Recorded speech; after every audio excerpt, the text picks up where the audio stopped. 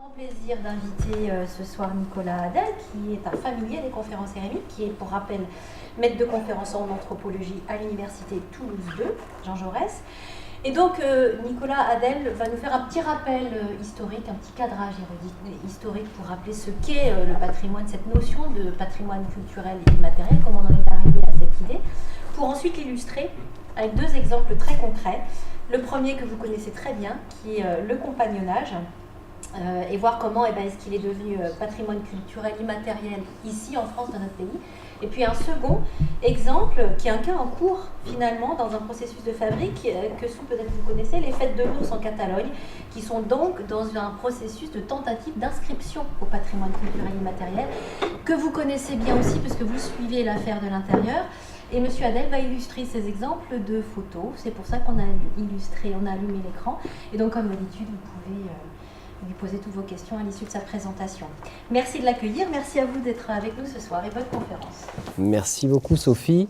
Oui, c'est vrai qu'on ne parle pas beaucoup de culture, enfin on en parle, mais peut-être pas de la manière dont ce soir je vais en parler, enfin ou essayer d'en parler un petit peu. La culture à parts égales, je garde un petit peu le mystère sur le titre pour dévoiler progressivement quel type d'égalité est-ce qu'on peut produire à partir de la culture, ou est-ce qu'il a été essayé en tout cas d'en produire à partir de cette catégorie particulière qu'est le patrimoine culturel immatériel. C'est de ceci que j'aimerais un peu vous parler ce soir. Alors Sophie l'a dit, d'abord avec un petit cadrage, mais vous verrez que c'est très important parce que ça va permettre de faire ressortir les logiques de cette catégorie qui est aujourd'hui une catégorie administrative, mais qui est beaucoup plus que ça en vérité, qui révèle un certain nombre d'enjeux très importants, qui soient politiques, diplomatiques, économiques, éthiques également. Et l'éthique aura une très grande importance, on va en reparler, à l'intérieur de la construction même de cette catégorie. Et donc ce cadrage-là pour ensuite effectivement développer des cas très concrets, parce qu'évidemment parler du patrimoine culturel immatériel en général c'est facile et en même temps c'est pas très intéressant parce que c'est tellement différent d'un élément à l'autre, d'un morceau de culture ou d'une situation à l'autre, que c'est seulement dans des cas particuliers qu'on arrive à toucher véritablement des éléments un peu plus consistants. Et donc les deux cas présentés sont assez contrastés. Alors je les ai choisis parce que je les connais très bien, c'est vrai, et en même temps parce qu'aussi ils résonnent un petit peu, je pense, ils peuvent vous être en quelque sorte familiers, je crois, d'une certaine manière. Alors, le cadrage un petit peu historique, je commence par l'actualité, avant de faire le grand bond dans le passé pour montrer comment ça fonctionne. L'actualité de cette catégorie-là, c'est donc, Sophie l'a dit, c'est une catégorie très récente, une catégorie produite par l'UNESCO. Celle du patrimoine culturel immatériel, elle est l'issue d'une convention de l'UNESCO, qui est une convention qui date de 2003, donc c'est relativement proche. Une convention qui a été un événement très important dans l'arène internationale de la culture, parce qu'elle était le commencement de quelque chose que je vais vous décrire, mais en étant ce commencement, elle était aussi l'aboutissement de tout un processus qui avait à peu près un siècle et demi d'épaisseur historique. Un processus, puisqu'évidemment on n'a pas attendu le début des années 2000 pour penser que le patrimoine culturel se réduisait au répertoire d'un certain nombre de monuments, de bâtiments, etc., etc.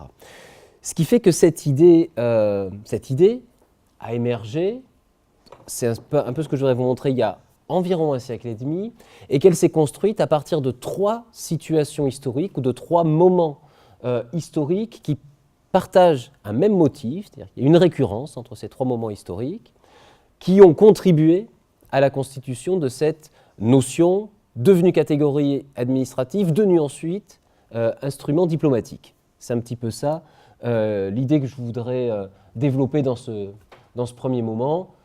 Comment est-ce qu'on passe d'une notion, c'est un petit peu le démarrage, à une catégorie administrative, puis à un instrument diplomatique. C'est seulement au niveau de l'instrument diplomatique que, en gros, l'idée est formulée de façon aussi explicite qu'elle est connue aujourd'hui sous le titre patrimoine culturel immatériel. Alors d'abord, la notion même de patrimoine culturel immatériel, en fait, elle est très ancienne et elle prend je dirais, sont en fait très anciennes. Elle a 1 siècle et demi de profondeur, c'est très ancien pour un ethnologue. En quelque sorte, elle prend ses racines dans le XIXe siècle, plus exactement dans la deuxième moitié du XIXe siècle, à un moment assez particulier, c'est-à-dire à un moment donné où on prend conscience d'un certain nombre ou d'un certain effet de disparition de monde, d'individus, de culture aussi, de savoir, de savoir-faire, etc. Un certain nombre de disparitions qui sont en quelque sorte révélées par des apparitions. Je m'explique. Au milieu du XIXe siècle, on a 2 sciences qui se structurent véritablement et qui se structurent un petit peu en miroir. D'un côté la préhistoire et de l'autre côté précisément l'ethnologie. La préhistoire, en quelque sorte, les préhistoriens, je ne refais pas l'histoire de la discipline, mais disons que les préhistoriens, à partir du milieu du XIXe siècle, sont vraiment la science qui se présente comme étant la science des premiers. On travaille sur les naissances, précisément des civilisations, on travaille sur les premiers hommes, on est sur le démarrage, en quelque sorte, de la culture. Les ethnologues, exactement au même moment, se positionnent complètement de l'autre côté, ils se présentent comme étant les spécialistes des derniers, c'est-à-dire comme les spécialistes de ceux qui sont les derniers représentants de cultures qui sont sur le point précisément de disparaître. Et c'est un petit peu dans cet équilibre-là, ou dans cette contradiction-là, que se construit cette espèce de sentiment de quelque chose qui a été présent puis qui a disparu, dont on cherche les traces. Ça, ce sont les préhistoriens en quelque sorte, et précisément, ils mettent le doigt où ils tentent de faire apparaître ces cultures disparues, ce sont tous les repérages de fossiles, etc. Et les ethnologues de leur côté, eux, tentent de faire apparaître ou de révéler les survivances de sociétés ou de cultures qui ne sont pas encore complètement disparues, mais qui sont sur le point de disparaître. Et ça, c'est un phénomène, je dirais, cette présence de l'ambiance, en quelque sorte, crépusculaire dans la deuxième moitié du XIXe siècle pour un certain nombre de sciences, la préhistoire, mais surtout l'ethnologie, qui va en quelque sorte mettre sa marque sur ce qui n'est pas encore le patrimoine culturel immatériel, mais qui commence à faire émerger en quelque sorte cette idée. Donc il y a cette volonté de travailler sur ce qui est sur le point de disparaître. Donc apparition d'une science, l'ethnologie, apparition aussi d'un certain nombre d'intérêts qui ne sont pas forcément structurés en sciences, mais qui sont des intérêts d'ordre, on va dire, d'amateurs ou de savoir plus ou moins vernaculaire ou commun, qui commencent à se pencher ou à répertorier de façon un petit peu véritablement amateur des savoirs, des savoir-faire ou des pratiques dont on observe la disparition juste à côté de chez soi, sous les effets de la mécanisation en particulier d'un certain nombre de compartiments de la production, sous les effets plus généralement de la révolution industrielle. Enfin, il y a un très grand nombre de transformations tout à fait considérables dans la seconde moitié, qui prennent une ampleur dans la seconde moitié du XIXe siècle, qui rendent en quelque sorte les gens sensibles au fait que quelque chose d'important, de plusieurs choses importantes, sont en train de disparaître et qu'on ne peut pas simplement se contenter de les voir disparaître, il faut aussi en quelque sorte enregistrer non seulement cette disparition, les actes d'essai d'un certain nombre de pans de la culture, et en même temps essayer de les documenter le plus possible pour en garder la trace. C'est exactement la mission que se donnent les premiers ethnologues dans la seconde moitié du XIXe siècle. On a l'un des pères fondateurs de la discipline qui s'appelait Lewis Morgan, qui est un anthropologue important, qui travaille un Américain, qui travaillait sur une partie du continent américain, le nord-est, et qui travaillait en particulier, qui avait fait quelques petites enquêtes chez les Iroquois. Et en allant chez les Iroquois, il propose une très grande théorie de la famille chez les Iroquois, puis une très grande théorie de la famille en général, puis de la culture en général. Et dans cette théorie, il fait le constat, en quelque sorte, d'une disparition progressive des sociétés qu'il considère, et dont les Iroquois font partie, comme les plus primitives. Mais c'est très intéressant quand on lit ces textes de Lewis Morgan, il fait un constat qui est très froid en fait, c'est-à-dire qu'il dit voilà, il y a un certain nombre de sociétés qui sont en train de disparaître sous nos yeux, y compris pas seulement sous l'effet, on va dire, du destin ou du temps, mais y compris par l'effet de la colonisation de l'intérieur, la conquête de l'Ouest, les chercheurs d'or, enfin, etc., etc.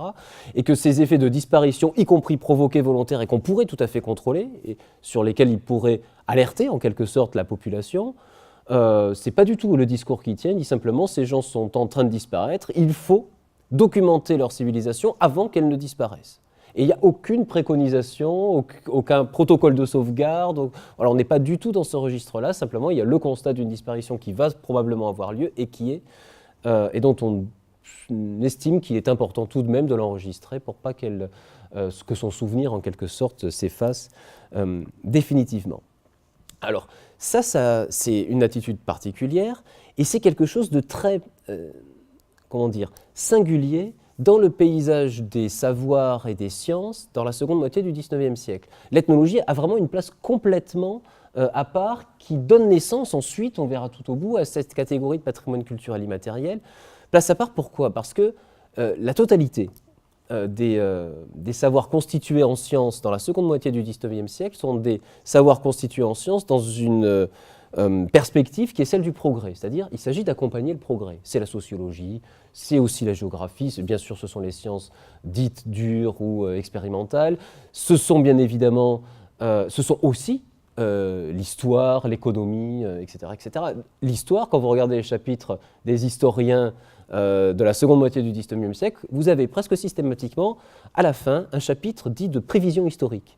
Très intéressant, ça. C'est-à-dire que vous avez le recul, les événements, le rapport des faits, et puis vous avez une petite projection, parfois une très grande projection, qui est faite sur voilà ce qu'on sait de telle expérience historique. Ça permet d'imaginer que, dans l'avenir, le trend de tel ou tel phénomène va aller plutôt dans ce sens-là, plutôt dans tel autre. Ça, c'est la disparition est quasiment annoncée. Là, par contre, on va probablement avoir bientôt affaire à la naissance de tel ou tel type d'organisation sociale, etc., etc. Donc, toutes les sciences sont organisées en direction du progrès, l'accompagnent, le soutiennent, l'explicitent, à l'exception de l'ethnologie qui est vraiment la science des crépuscules, qui est là pour enregistrer des disparitions.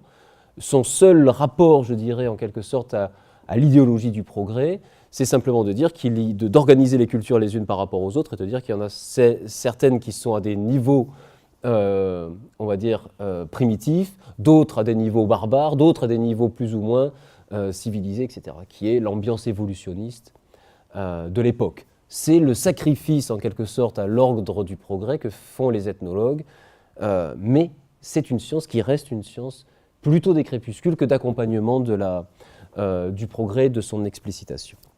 Je dirais que ça, c'est un phénomène qui est très important, parce que c'est en même temps un phénomène qui, d'une certaine façon, traduit un intérêt, j'allais dire une inquiétude, mais pas vraiment une inquiétude, un intérêt d'une partie assez large de la population, on va dire, et des intellectuels, dans la seconde moitié du XIXe siècle, pour justement ces éléments qui sont sur le point de disparaître, dont on pense qu'ils vont bientôt disparaître. Ce n'est pas un hasard que ce soit au XIXe siècle, que véritablement ces structures se mettent en place, et de plus en plus dans la seconde moitié du XIXe siècle, une expression qui devient une catégorie descriptive, qui est ce qu'on appelle aujourd'hui des arts et traditions populaires. Dans la seconde moitié du XIXe siècle, cette notion d'art et tradition populaire devient véritablement la catégorie qui sert à décrire ce qui est sur le point précisément de disparaître. Ce qui est sur le point de disparaître et qui était quelques décennies auparavant, début du XIXe siècle, ce qui n'était pas du tout sur le point de disparaître, mais qu'on observait comme étant le cœur, on va dire, d'une nation, à un moment donné où les nations se construisaient.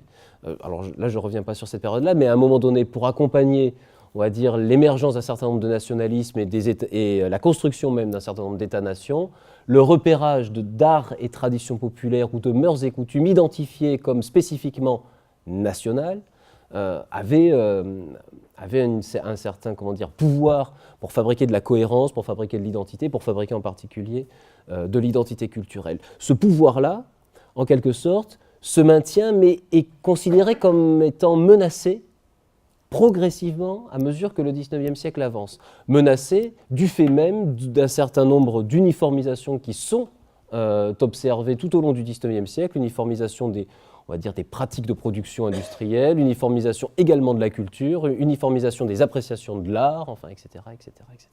Et tous ces effets d'uniformisation sont considérés comme étant autant d'attaques, d'agressions, de menaces qui pèsent sur justement les arts et traditions populaires.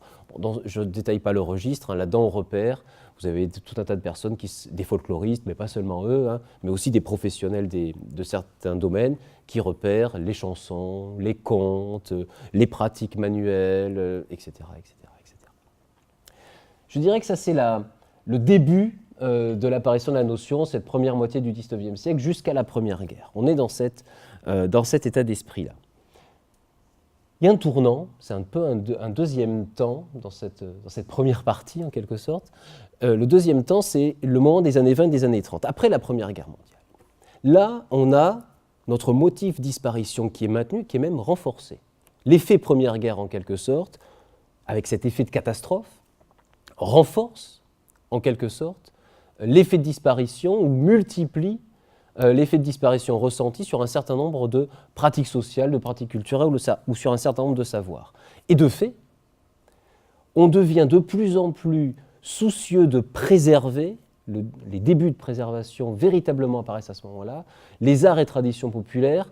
Après la Seconde Guerre mondiale, dans les années 20-30, vous avez une véritable explosion de l'intérêt pour cette catégorie, des revues qui se multiplient consacrées à cela, des congrès, un musée, par exemple, en France, qui se met en place à la fin des années 30, le Musée national des arts et traditions populaires, qui est issu d'un mouvement véritablement qui vient post-Première Guerre mondiale et qui est véritablement le reflet de cet intérêt pour quelque chose dont on estime que c'est sur le point de disparaître. Un certain nombre de savoirs qui viennent notamment savoir paysan, savoir ouvrier.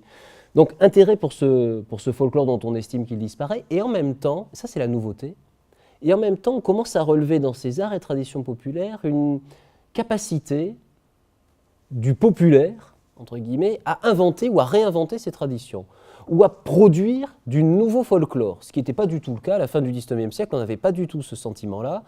Là, dans les années 20-30, on commence à imaginer que finalement, ces traditions aussi peuvent être tout à fait réactivées, peuvent faire l'objet d'un certain nombre d'inventions. Et on commence par exemple à s'intéresser dans les années 30, on sait pourquoi, au folklore ouvrier, au folklore des grèves.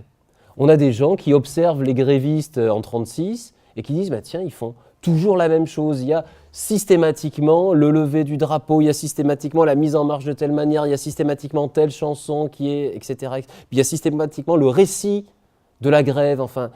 On repère, on fait la collecte en quelque sorte du folklore des grèves, on se dit après tout, c'est du folklore autant que la veillée landaise où on rapportait les comptes autour de la cheminée, etc. etc. Donc intérêt, et en même temps intérêt pour ce qu'on appelle le folklore appliqué à la vie sociale, ce qu'on appelait à l'époque le folklore appliqué à la vie sociale, c'est-à-dire cette nécessité du maintien de ce type de pratique, parce que ça crée de l'identité et parce que ça procure aux personnes un sentiment d'identité d'une part, mais aussi de continuité, c'est-à-dire d'appartenance à une communauté qui continue d'exister dans le temps et qui pourra perdurer, en quelque sorte. Ça, c'est très important et c'est quelque chose qu'on retrouvera dans la notion explicite ensuite de patrimoine culturel immatériel. Cet effet-là, je parle de l'Europe précisément, mais on le retrouve aussi en Amérique latine, dans les années 20-30, exactement au même moment, où vous avez la catégorie art et tradition populaire vernaculaire, qui devient un élément très important pour des revendications autochtones, pour les mouvements indigénistes qui apparaissent à cette époque, justement, pour revendiquer les terres, pour soutenir les mouvements paysans, etc., de paysans sans terre en particulier, etc., etc. Je passe très vite, mais dans les années 20-30, ce qui manifeste aussi cet intérêt pour ces arts et traditions populaires, et ce qui les renforce et ce qui les met un petit peu sur le devant de la scène à cette époque, c'est l'intérêt des arts et des artistes, et en particulier des surréalistes. Alors je passe sur les autres parce qu'il y a aussi d'autres foyers d'intérêt, mais c'est en particulier les surréalistes qui insistent sur la force de ces traditions, la force de ces objets produits par la culture populaire, la force de ces objets au sens strict du terme.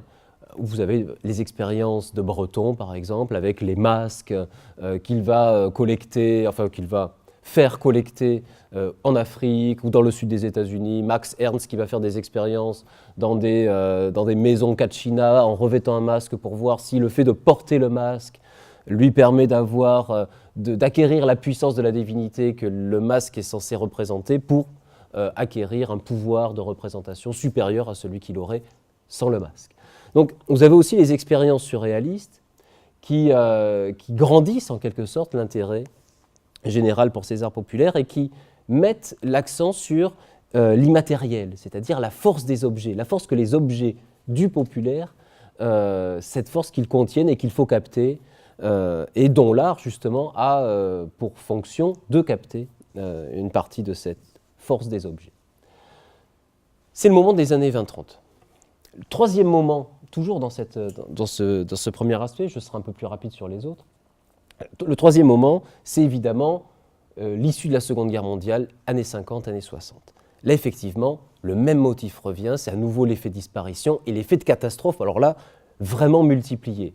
Évidemment, Shoah, l'effet des bombes atomiques, bien évidemment, tout ça donne le sentiment, au sortir de la Seconde Guerre, véritablement d'un changement de monde, bien sûr, mais surtout d'un ancien monde qui a complètement disparu.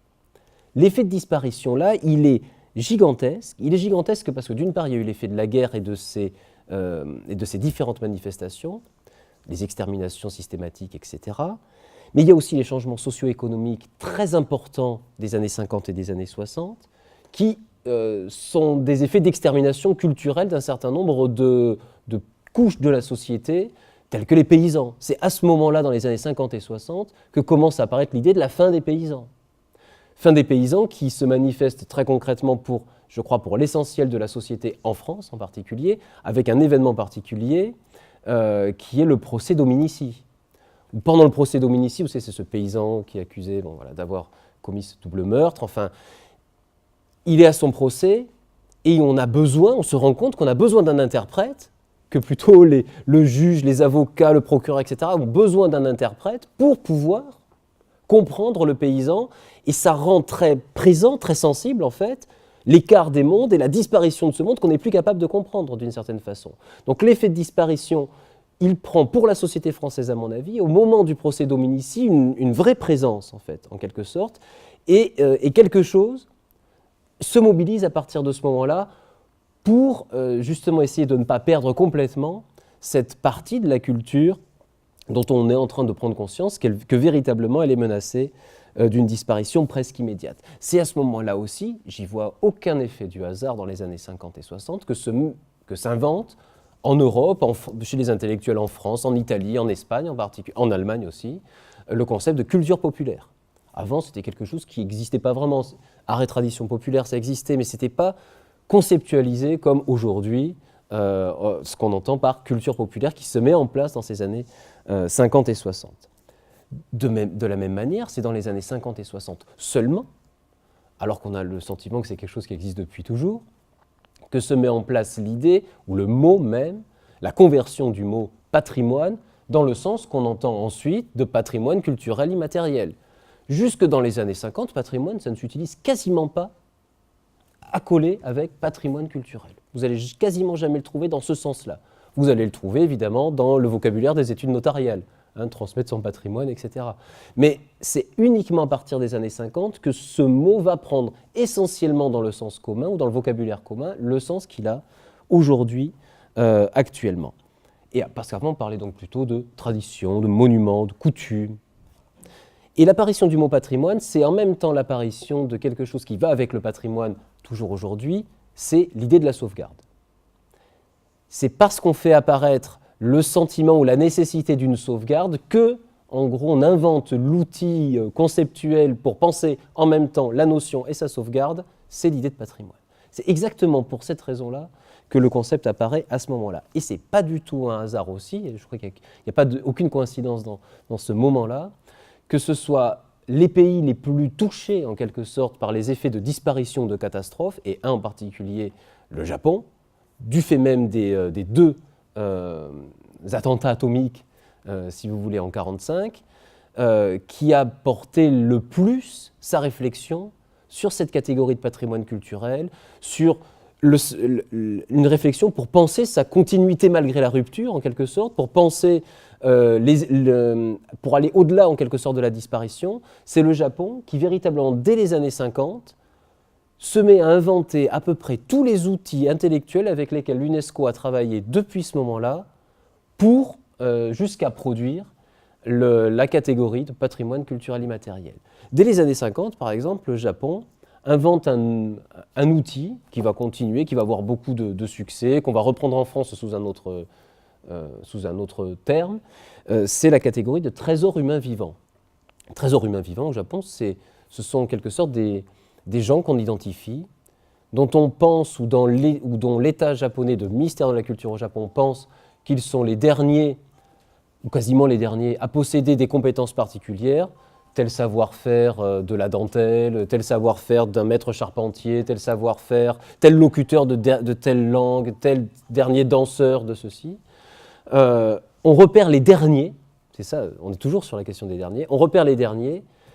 Le ministère de la Culture japonais, une fois qu'il les a repérés, va les solliciter, leur propose de leur attribuer une sorte d'allocation, un petit financement, d'une part pour qu'ils continuent leur pratique, dont on pose qu'ils sont les derniers dépositaires, et d'autre part pour qu'ils prennent un apprenti à qui ils vont transmettre, c'est ça le principe du système du trésor humain vivant au Japon, un apprenti auquel ils vont devoir en quelque sorte, l'allocation c'est en contrepartie, l'engagement à transmettre leur savoir-faire à un apprenti qui lui-même devra poursuivre la chaîne.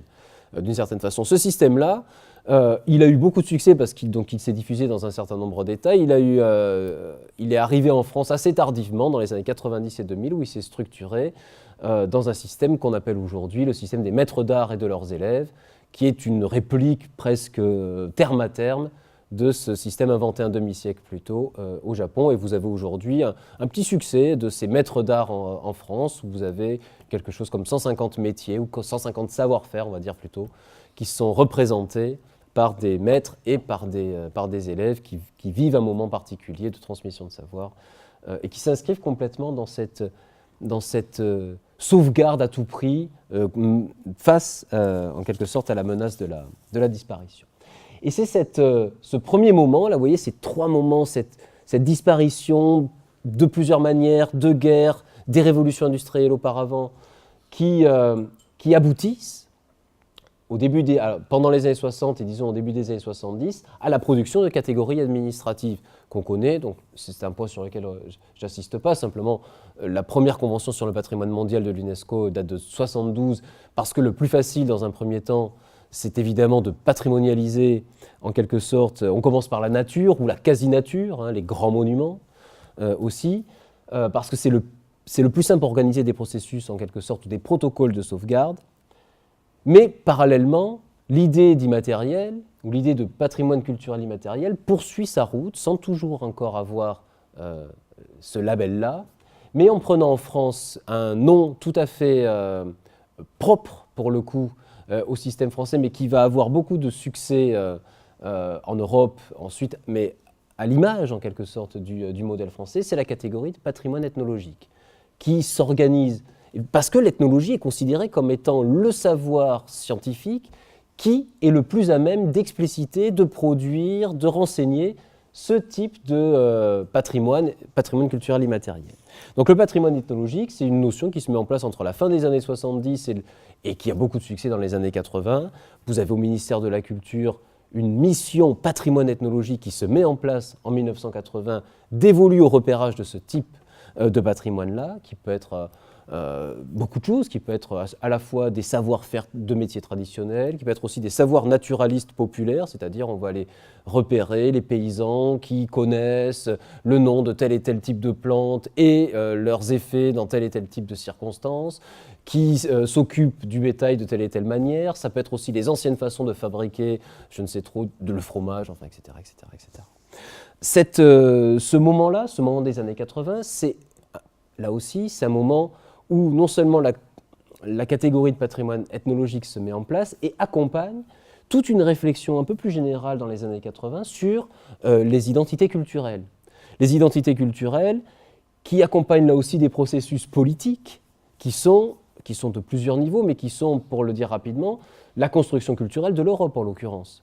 Puisqu'il s'agissait aussi de fabriquer, c'était le discours, une certaine forme d'identité européenne dont on peinait à repérer en quelque sorte le fond plus ou moins commun, et dont un certain nombre d'outils, comme le patrimoine ethnologique, vont être en quelque sorte des relais. De la même manière, une entreprise qui a eu beaucoup de succès et qui a eu un succès éditorial, mais aussi un succès, je crois, un peu plus général, qui est mise en place dans la deuxième moitié des années 80 et jusqu'au début des années 90, qui est une entreprise menée par un historien qui s'appelle Pierre Nora et qui est une entreprise qui s'est intitulée Les Lieux de Mémoire, est aussi une entreprise de fabrication, en quelque sorte, d'une identité culturelle française, mais qui n'avait pas seulement vocation à fabriquer de l'unité française, qui avait vocation à être véritablement européenne.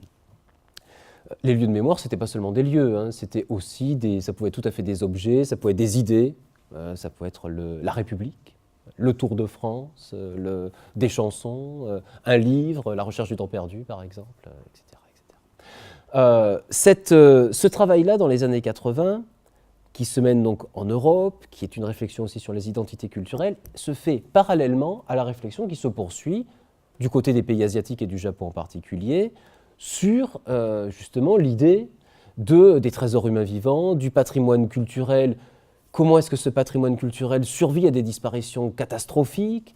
Ça veut peut-être dire qu'il faut penser le patrimoine non pas comme quelque chose d'immobile, de figé, qui dure comme ça dans le temps, mais peut-être comme quelque chose qui est tout le temps en train de se réinventer, qui est vivant. C'était exactement la volonté du Japon. Et donc pour faire ça, il fallait qu'il y ait une réflexion très générale pour abandonner un certain nombre de concepts ou d'idées préconçues qui sont progressivement abandonnées dans les années 80-90.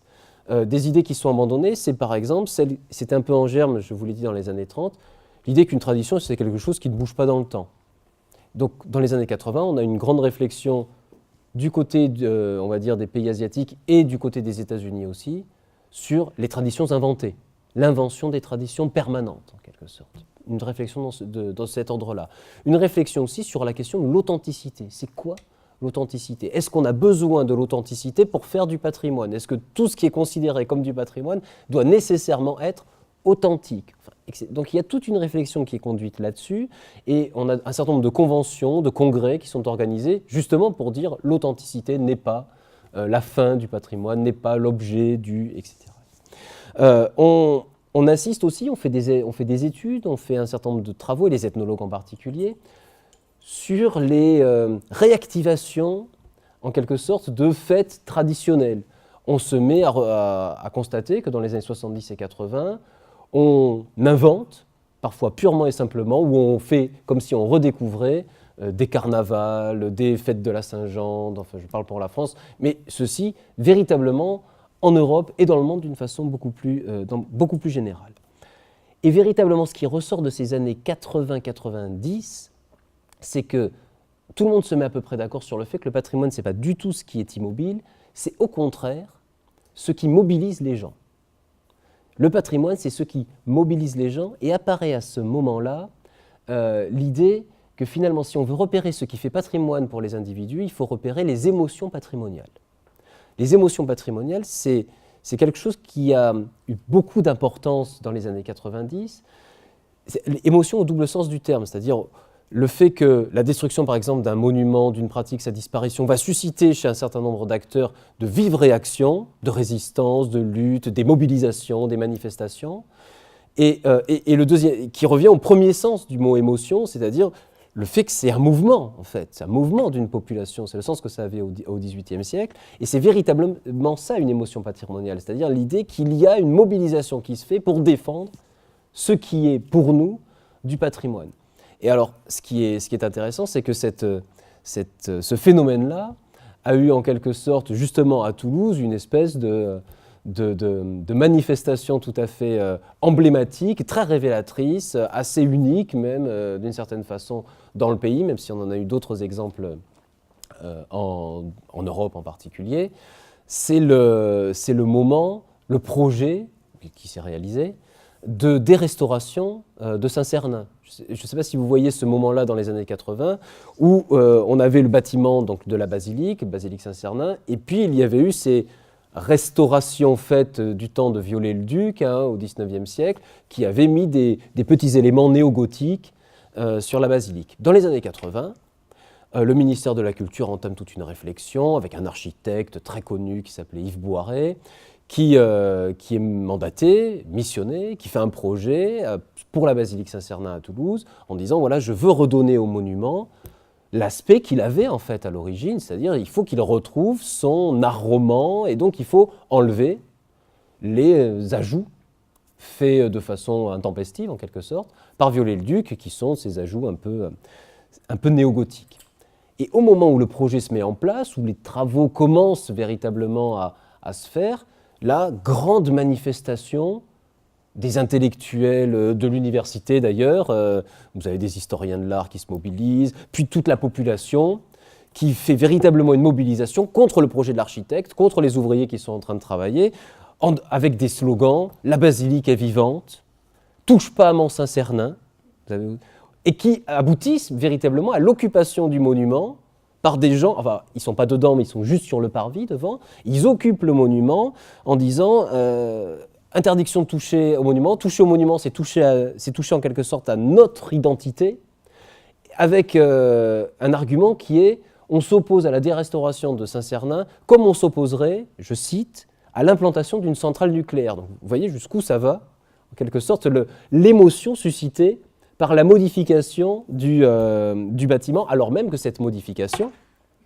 est véritablement pas été là pour donner en quelque sorte au bâtiment son aspect a priori originel d'après les enquêtes qu'avait menées l'architecte et qui tenaient complètement la route. C'est qu'il y a un effet émotionnel qui est pas... On n'est pas sur l'authenticité, on n'est pas sur la preuve historique que le monument devait être comme ceci, on est sur une espèce de fusion avec le bâtiment qui vous représente et qui est vous en même temps. Et la force de l'objet, c'est ça que n'a pas vu en quelque sorte l'architecte et qui a échappé au ministère de la Culture à cette époque-là, c'est que la force du bâtiment réside précisément dans la capacité qu'il a de créer chez des individus une forme d'identification, en quelque sorte. Et donc le toucher, même pour toucher des éléments absurdes sur le bâtiment, c'était toucher aux individus. Cet effet-là, cette force du bâtiment qui intègre véritablement même les ajouts les plus absurdes, oui, véritablement, c'est quelque chose dont le ministère ne s'était pas vraiment aperçu, mais il s'en est aperçu plus tard dans un autre cas de figure, tout à fait prodigieux, enfin vraiment fantastique, et qui témoigne de cette force du monument et cette espèce d'émotion suscitée par la présence même du monument et la présence autour du monument. On est de l'autre côté du pays, on est à Domrémy, donc en Lorraine, la maison de Jeanne d'Arc. Et la maison de Jeanne d'Arc, alors c'est un truc formidable. On retrouvait la vieille maison, le ministère avait fait tout un tas d'aménagements pour que les gens puissent rentrer dans la maison, et la maison avait 2 niveaux. Alors malheureusement, évidemment, l'ancien escalier qui permettait de monter au 2e niveau était complètement détruit, enfin il n'y avait rien à faire, et on voulait quand même faire monter les gens parce que ça valait le coup de pouvoir aller en haut. Donc on organise la visite, et le ministère dit, bon, il faut qu'on mette en place un système pour les faire monter. On n'allait quand même pas mettre un ascenseur, donc on dit on va mettre un escalier.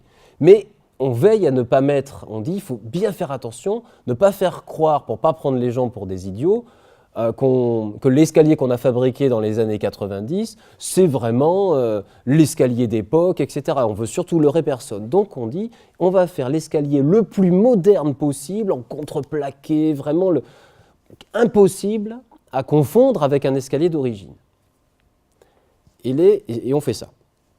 Les gens rentrent, etc. Et la première chose que les premiers visiteurs, au bout d'1 semaine à peu près, les gens s'en aperçoivent, enfin les gens qui s'occupent de la maison s'en aperçoivent, c'est ils font la visite, ils montent, ils redescendent de l'escalier, puis avant de partir, ils ont ceux qui ont un petit couteau sur eux, coupent un morceau de l'escalier pour emporter avec eux un bout de la maison de Jeanne d'Arc enfin voilà, comme une espèce de relique, alors que alors que pour le ministère, c'était évidemment c'était une erreur, et en même temps ça signalait, alors c'est là il faut une mauvaise interprétation, je crois. Pour eux, ça signalait un peu, on va dire l'erreur que faisaient les personnes en pensant qu'ils sont en train de prendre un morceau de l'escalier authentique.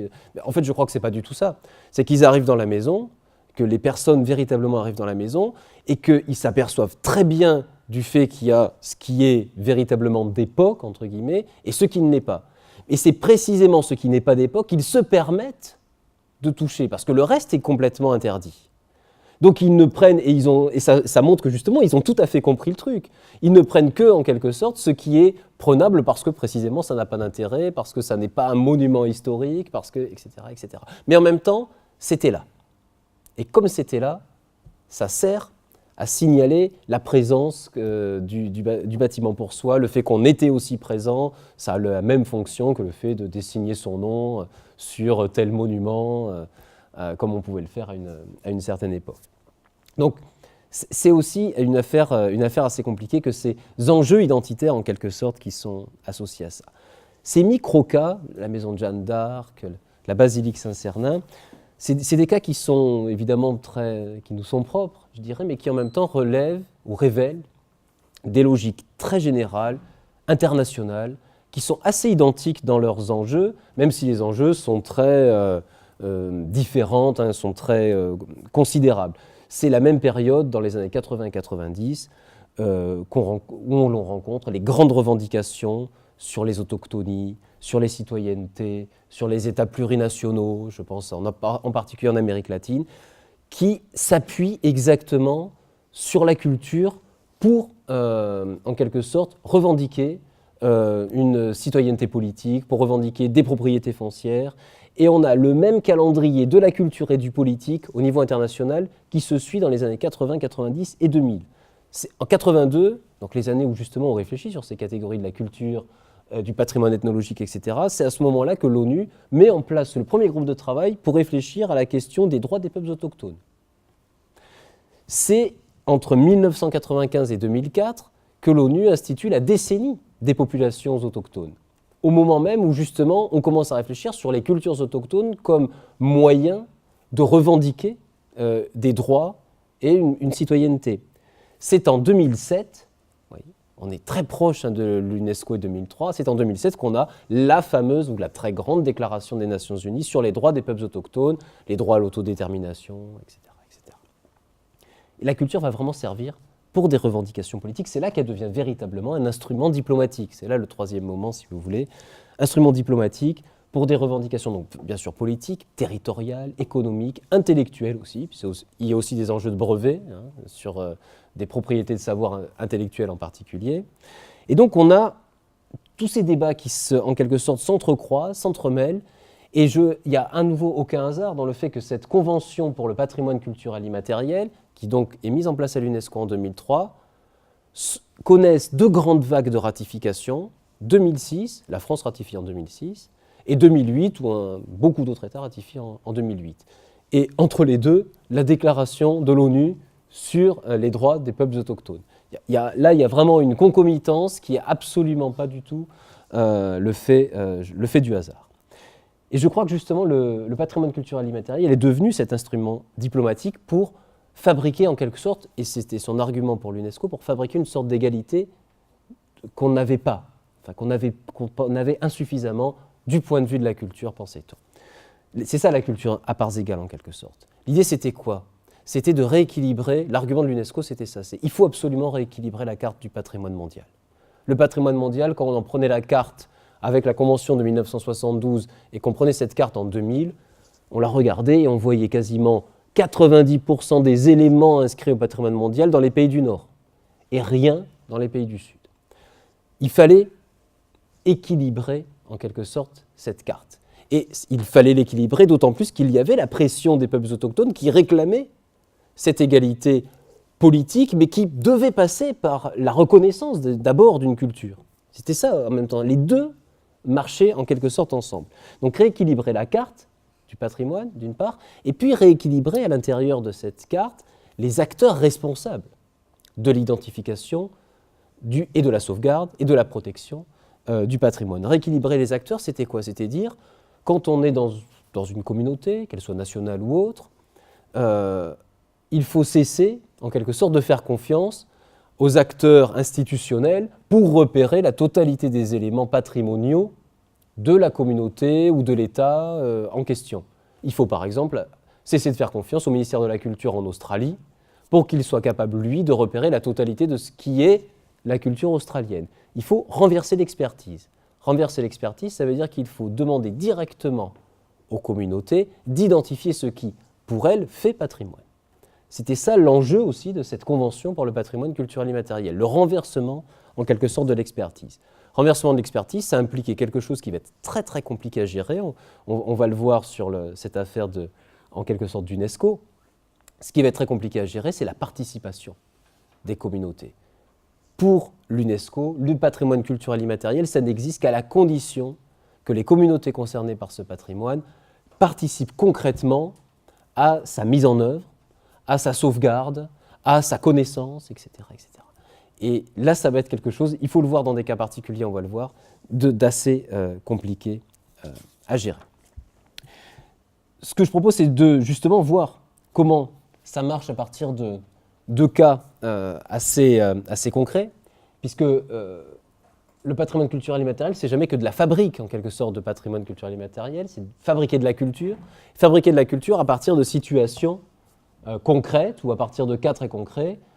Les deux dont je peux vous parler aujourd'hui, c'est celui du compagnonnage, qui est un dossier qui a abouti, qui est un dossier qui a abouti en 2010, qui avait été lancé en 2008, et qui est un des premiers dossiers portés par la France pour être inscrit sur cette liste représentative du patrimoine culturel immatériel à l'UNESCO. Et le deuxième dossier, c'est un dossier qui est en cours et qui est un dossier qui porte sur les fêtes de l'ours dans le Haut-Vallespir. Donc on est en Catalogne française, il y a un partenariat envisagé avec la Catalogne côté espagnol, qui n'est pas encore au point, mais disons que c'est essentiellement la France qui porte ce dossier-là. Alors, l'un après l'autre. Alors, rapidement, le compagnonnage, quelques éléments, je ne vais pas rentrer dans les détails, mais juste pour que vous ayez un peu le cadre, parce que tout le monde n'est pas forcément familier de ce que c'est le compagnonnage aujourd'hui. C'est un réseau d'artisans qui regroupe quand même 45 000 personnes si on donne la version la plus étendue, c'est-à-dire si on compte les apprentis, les gens qui gravitent autour, etc. Et si on resserre un peu, c'est 10 000 compagnons qui sont concernés par cette formule, en quelque sorte, d'artisanat un peu particulière. Là, vous les avez en photo, les menuisiers, devant le Capitole, vous avez reconnu à Toulouse. Il y a, pour ce compagnonnage, je donne que les éléments qui vont servir ensuite pour la démonstration sur le patrimoine culturel immatériel. Il y a trois principaux groupes qui organisent ce compagnonnage aujourd'hui en France. Il y en a un qui s'appelle l'Association ouvrière des compagnons du devoir. Ici, on est aussi dans le réfectoire toulousain qui est rue des Pyrénées. Là, deuxième groupe important aussi, c'est la Fédération compagnonnique des métiers du bâtiment. Là, on est à Paris. Et le troisième groupe, c'est l'Union compagnonnique des devoirs unis. Ça, c'est le paysage compagnonnique, institutionnellement, dans sa très grande majorité, c'est ces trois groupes-là. Il y a quelques autres communautés. C'est aussi un paysage qui a en quelque sorte des petits satellites qui sont un peu plus indépendants. Vous voyez par exemple, les boulangers-pâtissiers, restez fidèles au devoir. C'est les mots qu'ils utilisent eux-mêmes. Les compagnons selliers, tapissiers, maroquiniers, cordonniers, bottiers, du devoir du Tour de France, l'association des compagnons passants, tailleurs de pierre. Vous voyez, et il y en aurait d'autres. Tout ça pour vous dire qu'on a un paysage qui est assez varié en fait. C'est pas, quand on dit le compagnonnage, en fait, ce sont des sociétés compagnonniques qui ne sont pas toujours d'accord les unes avec, qui sont jamais d'accord les unes avec les autres sur beaucoup de points en vérité. Ce qui rend très compliqué le fait d'identifier la culture compagnonnique et donc de fabriquer du patrimoine culturel immatériel sur le compagnonnage. Et ce qui est vrai du compagnonnage est vrai de la quasi-totalité des éléments qui vont être inscrits ensuite à l'UNESCO. Ce compagnonnage a plusieurs vocations, mais je dirais que la principale de ces vocations, c'est celle-ci, c'est celle de fabriquer, de participer ou d'organiser la transmission des savoirs et des savoir-faire en passant par le métier, par des métiers traditionnels généralement, mais pas seulement, en tout cas des métiers qui font systématiquement intervenir de façon très importante la main et qui sont censés produire des artisans de très haut niveau. Il y a un moment particulier dans la formation compagnonnique qui est dévolu à cette transmission, c'est le moment connu sous le nom Tour de France. Mais aujourd'hui, Tour de France, c'est devenu un Tour d'Europe ou quasiment un Tour du monde pour certains compagnons. Le but de ce Tour de France, de cette période de production, de la transmission de savoir et savoir-faire, de l'attestation de cette réussite, c'est le fameux chef-d'œuvre que le compagnon doit produire. Là, vous avez par exemple un chef-d'œuvre de menuisier à gauche, À droite, un chef-d'œuvre un peu collaboratif entre des charpentiers et des tailleurs de pierre. Cette formule compagnonique, cette transmission des savoirs et des savoir-faire, ça produit un lien de savoir particulier. Alors cette photographie-là, qui illustre le lien de savoir, après gens qui se tapent dessus, ou quelqu'un qui est en train de souffrir avec sa varlope pour raboter, etc. C'est plutôt comme ça que ça se passe, en vérité, et pas le maître qui rigole pendant que l'apprenti sourit. Hein. Ça n'existe pas. Mais ce qui est intéressant, c'est que pour illustrer ce lien, le compagnonnage en question, l'association ouvrière en l'occurrence, a insisté sur la dimension pédagogique. Ça, c'est important. C'est une façon chez les compagnons de fabriquer la transmission des savoirs, ou de l'organiser, ou de l'institutionnaliser, la pédagogie. Le cours professionnel en atelier, par exemple. Mais il y a même des cours qui sont organisés dans des salles de cours où les compagnons ont des enseignements d'histoire du compagnonnage, de culture compagnonique, mais aussi de français, de maths, enfin, etc., etc. Mais ça, c'est un versant. Mais vous avez un deuxième versant, une deuxième façon de faire passer le savoir chez les compagnons, qui est non plus la pédagogie, mais qui est l'initiation.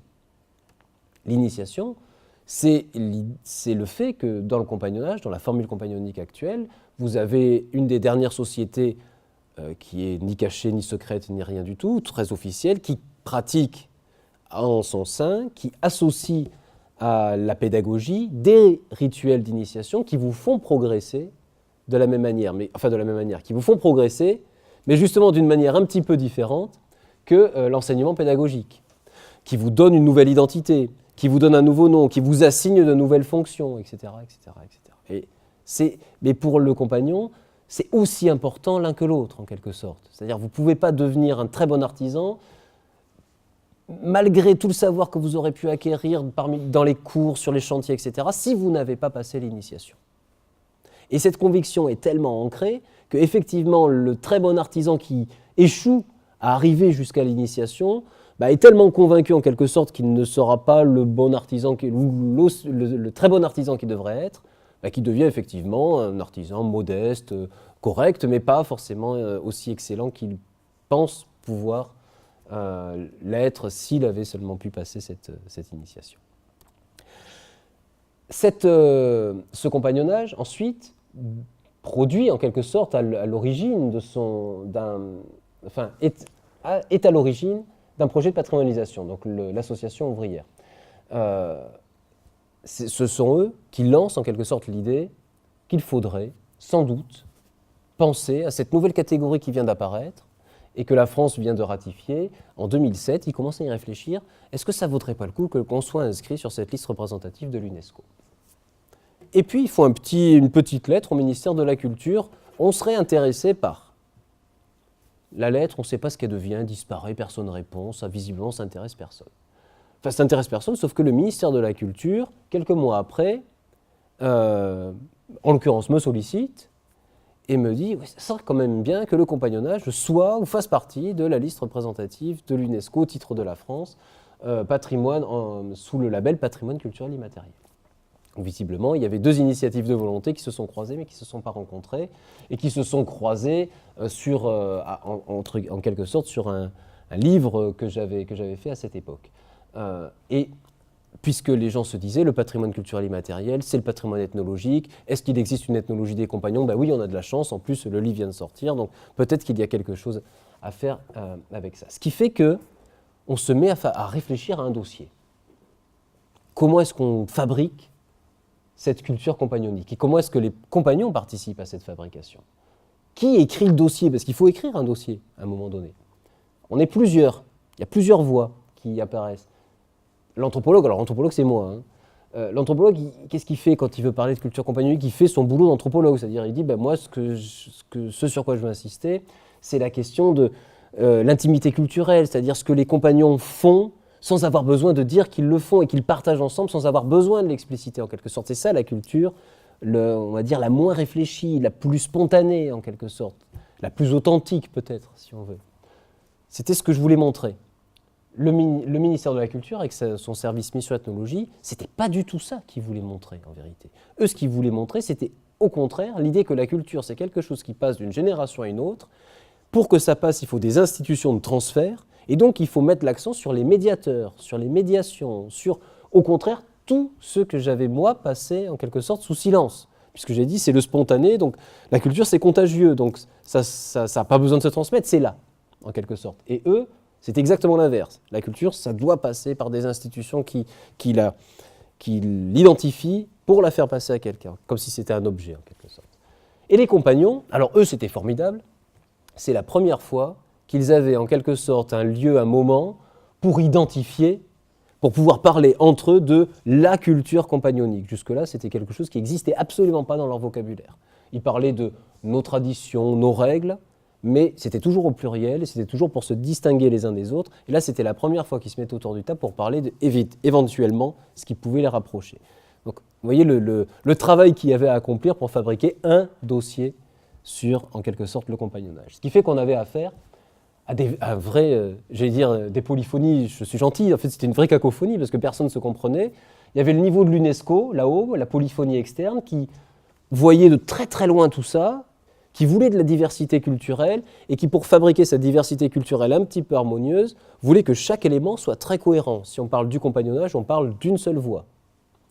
Quand on est au ras du terrain ou un peu au ras du sol, on avait la vraie polyphonie interne, c'est-à-dire les différents compagnons qui ont chacun leur voix pour représenter leur mouvement, mais à l'intérieur même de chaque mouvement, il y avait chaque individu qui avait sa propre opinion aussi.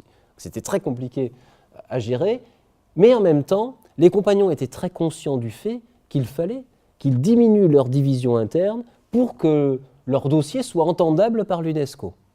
Et donc, ils atténuaient volontairement, avec ma complicité, on était complètement complices de ce point de vue-là, pour fabriquer une espèce de, c'est ça, une monographie racontable, qui donne un petit peu l'illusion de la réalité, c'est-à-dire, oui, tout le monde n'est pas complètement d'accord sur tous les points, mais globalement, on est tous d'accord pour dire que la culture compagnonique, c'est ça. Donc, on a fabriqué, en quelque sorte, un dossier ad hoc, on a verni un petit dossier sur cette affaire. Et donc on a donné les signes extérieurs du vernis, c'est-à-dire le vernis de la polyphonie. Et il faut quand même montrer qu'il y a un peu de diversité. Donc on envoie un questionnaire à tous les compagnons pour dire, voilà, c'est quoi pour vous le patrimoine culturel immatériel? Qu'est-ce que ça sera un patrimoine compagnonique? C'était les deux questions. Donc il y avait deux questions. On envoie ça à tout le monde, à peu près 10 000 questionnaires envoyés, on a 40 réponses. Question participation des communautés, on a connu un petit peu mieux comme on va dire, comme enthousiasme d'une certaine façon. Et puis surtout, on avait 40 fois la même réponse. C'est ça qui était fou, c'est-à-dire que c'était 40 réponses qui disaient 40 fois la même chose, le patrimoine compagnonique, ce sont nos traditions. Bon, une fois qu'on a dit ça, le patrimoine, c'est le patrimoine. Donc évidemment, c'était quand même un petit peu faible en termes de participation, mais la présence même de ces réponses à l'intérieur du dossier a suffi à l'UNESCO pour, de loin, faire participation. Vous voyez, participation des communautés. Le vernis de la réalité, c'était l'instrumentalisation du discours compagnonique, avec l'accord des compagnons eux-mêmes, bien sûr, qui s'étaient auto-instrumentalisés. Oui, on est comme ceux d'à côté, alors que jamais de la vie, en dehors de cette arène-là pour l'UNESCO et le ministère de la Culture, on dira on est comme ceux d'à côté, puisque précisément, on insistera plutôt sur les différences. Ce qui fait qu'on s'était mis à fabriquer de la culture avec la complicité des acteurs même de cette culture, avec jamais le sentiment que c'était inauthentique. Jamais l'idée, en quelque sorte, que c'était juste du fake ou c'était juste du spectacle. Puisque très vite, en quelque sorte, les compagnons adhéraient à ce qu'ils venaient eux-mêmes de fabriquer. C'était très intéressant, ce phénomène-là. Ils fabriquaient un dossier en admettant le fabricant que ça ne marche pas complètement comme ça, mais une fois que le dossier était produit, c'était l'adhésion totale à ce qui venait d'être produit. Donc, le débat authentique-inauthentique ne marche pas bien là-dedans. Il y a vraiment des effets d'adhésion à un moment donné, dans des circonstances particulières, qui rendent la chose juste vraie, en fait. Et puis des déceptions. Le dossier passe, très bien, tout le monde est très content, inscription. Et puis tout de suite, des déceptions, plusieurs déceptions. Des déceptions parce qu'on n'a pas de retombées en termes de droit quand on fait un dossier pour le patrimoine culturel immatériel. L'UNESCO ne produit pas du droit. On ne peut pas déposer le nom de compagnon, par exemple, au niveau international. Ça, c'était le grand regret des compagnons. Pas de retombées économiques, ou très très peu. On n'a pas la visibilité espérée. Les compagnons, ce qu'ils voulaient, c'était quoi? C'était à un moment donné pouvoir mettre sur leur maison de compagnons le gros logo de l'UNESCO. UNESCO. Interdiction formelle d'utiliser le logo, mais même d'écrire UNESCO à quelque endroit que ce soit dans les documents de communication des compagnons. Donc beaucoup de déceptions en quelque sorte, et puis par ailleurs au moment de l'inscription des compagnons au patrimoine culturel immatériel, c'était la même année que le repas gastronomique des Français, qui a occupé à peu près toute la scène médiatique. Quand on a entendu parler de cette catégorie, c'était pour entendre parler du repas gastronomique des Français inscrit au patrimoine, la gastronomie française, et donc le compagnonnage à peu près zéro écho, en quelque sorte. Ce qui fait que ce sont les compagnons qui, pour avoir au moins un minimum de visibilité, ont été à l'initiative d'une création d'une association des éléments français inscrits au PCI pour un petit peu cérémonialiser la chose. Et puis très rapidement, les fêtes de l'ours dans les Pyrénées. Donc l'ours et une Pyrénéenne. Alors, il s'agit de quoi? Apparemment de l'ours, donc en février, un petit peu avant Carnaval, et qui sont des fêtes qui, je donne le canevas très général, qui sont censées symboliser le passage de la nature à la culture. Vous avez un ours qui est joué par un homme, qui descend de la montagne, on est vraiment dans les Pyrénées, hein, qui descend de la montagne, qui se met à terroriser un peu les gens du village, les filles en particulier, et qui, à un moment donné, va être attrapé par les chasseurs, les gens qui jouent les chasseurs dans le village, et va passer de la nature, de son état animal, à l'état d'être humain en étant rasé.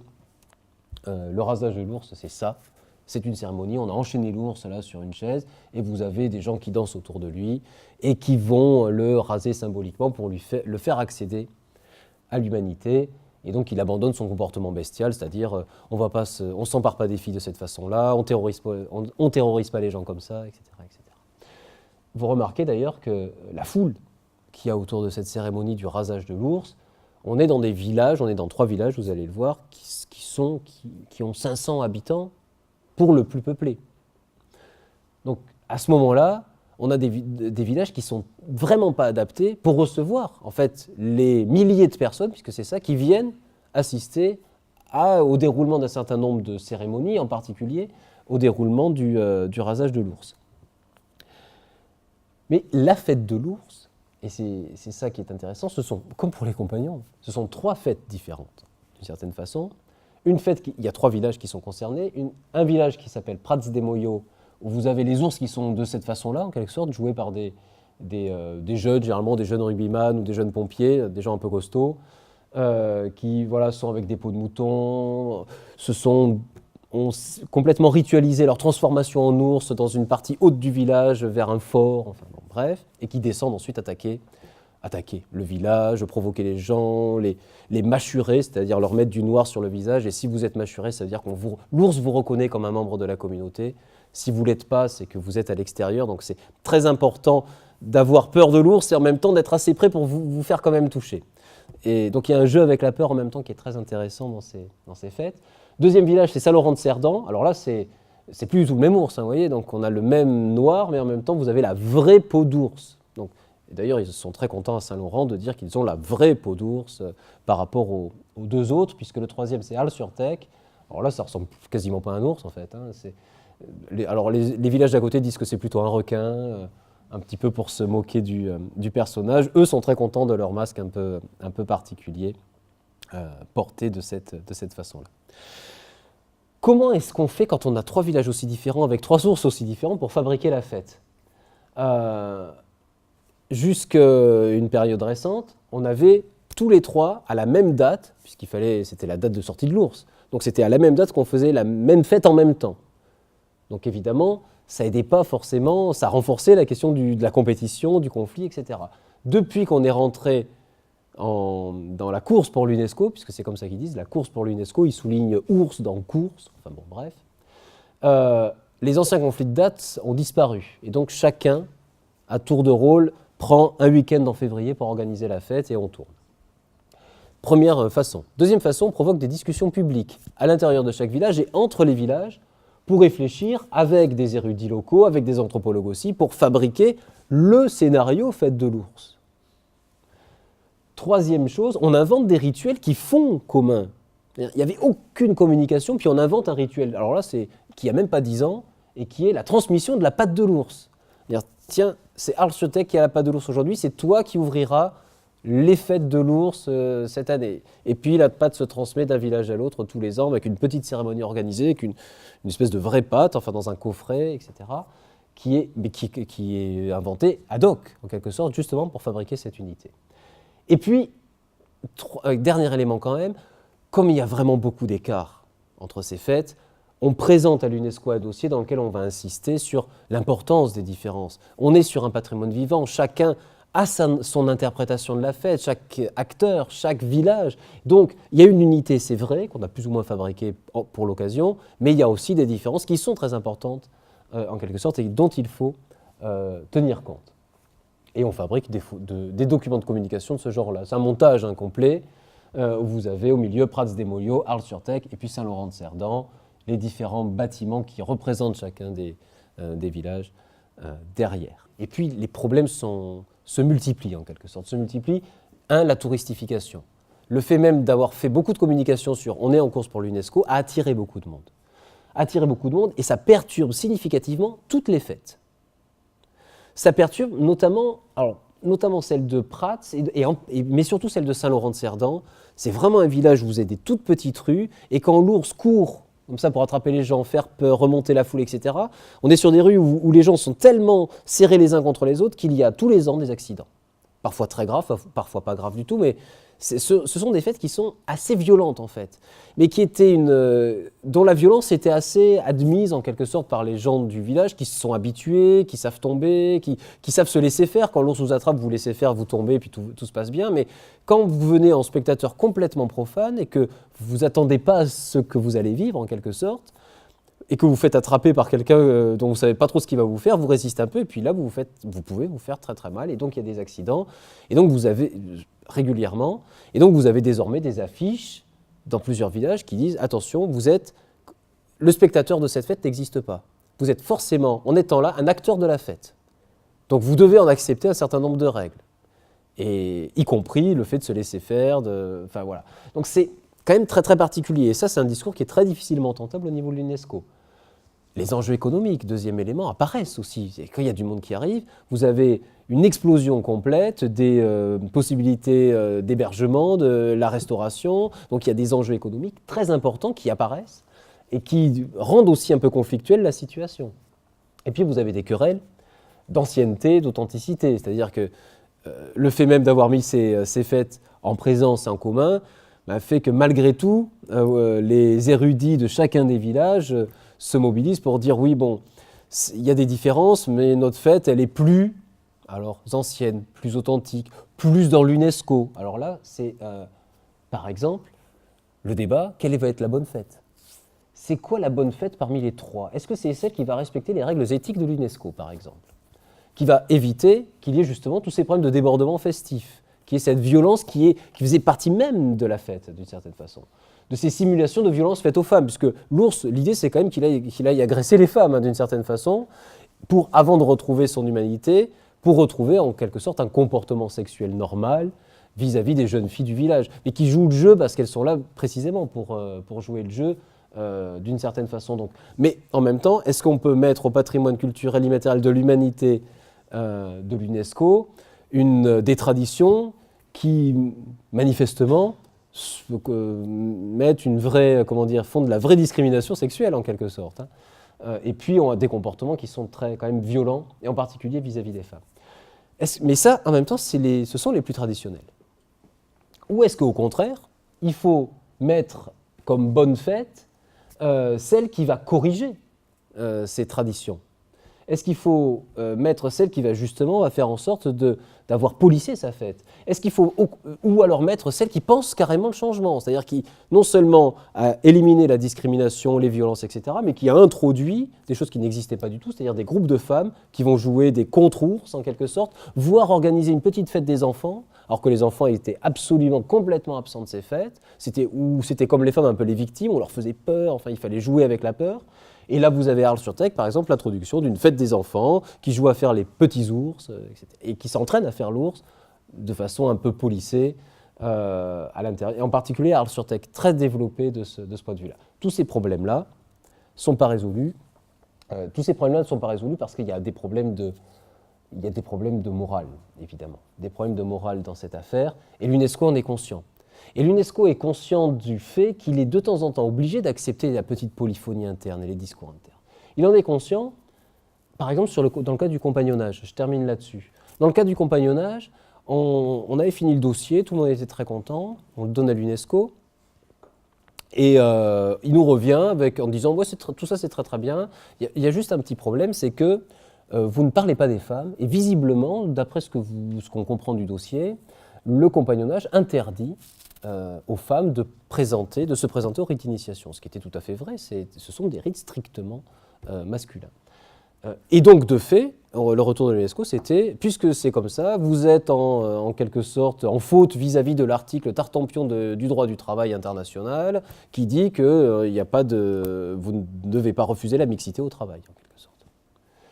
Alors là, évidemment, c'était un peu le coup de bambou, et l'UNESCO nous propose de corriger notre dossier, comme si on pouvait corriger, comme si on corrigeait une copie, enfin bon, bref. Donc, il nous propose quand même de corriger le dossier, donc les compagnons sont ennuyés, puis en même temps, un groupe dit, oui, mais nous, on est en réflexion, on y pense, à intégrer les femmes, et d'ailleurs, on va probablement le faire.